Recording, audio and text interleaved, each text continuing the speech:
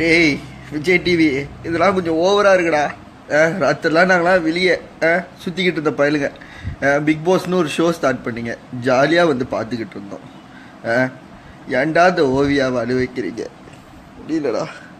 சரி, இருந்தாலும் கமல் சார் வந்து இன்னைக்கு வந்து ஓவியாக்காக பேசி மற்ற எல்லாரையும் நல்லா கலாய்ச்சி விடணும், புரியுதா? இல்லாட்டி நாங்கள் கலாய்ப்போம். பாவம்டா ஓவியா, என்னடா பாவம் பண்ணா? டேய் ஸ்னேக, நீ முடி அப்படி இப்படி செய்யும் போதே தெரியும்டா இந்த மாதிரிலாம் மறுபடியும் பண்ணுவீங்கன்னு. இப்படி தான் பரணிக்கும் பண்ணீங்க. பாவம்டா அவர்னால ஏற முடிஞ்சு ஏறி அப்படி இப்படின்னு எலிமினேட் ஆகி போயிட்டாரு. ஓவியா எப்படா ஏறுவாங்க யோசிச்சு பார்த்தீங்களா?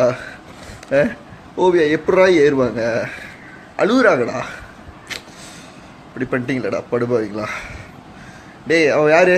விஜய் டிவியோட ஜிஎம் கிருஷ்ணகுட்டி தானே? டே ராஸ்கல், எல்லாத்தையும் காரணம் நீ தான். இந்த கான்செப்ட் ஆரம்பிச்சல, ப்ளீஸ் ப்ளீஸ். அது பேர் என்ன? இந்த ஒன்று இருக்குமே, ஜூலி. ஏம்மா முடியாதும்மா, நீ தாம்மா லேடி சூப்பர் ஸ்டார். வேறு லெவல், வேறு லெவல். இது தெரியாமல் அந்த ஓவியா பிள்ளை உனக்கு போய் சப்போர்ட் பண்ணிச்சு பத்தியா? அதான் அந்த ஓவியா பிள்ளையோட மனசு. புரிஞ்சுக்கோங்க.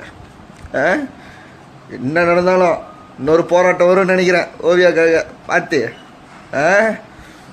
இல்லைடா, டேய் கவலையாக இருக்குடா. ராத்திரிலாம் வந்து உட்காந்துருவேன்டா பிக் பாஸ் பார்க்க.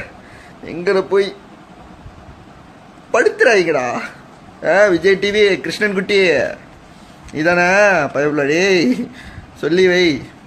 விஜய் டிவி முன்னுக்கு ஏதாவது ஒரு கலவரம் வரும், பார்த்துக்கோ. அவ்வளோதான், புரியுதா?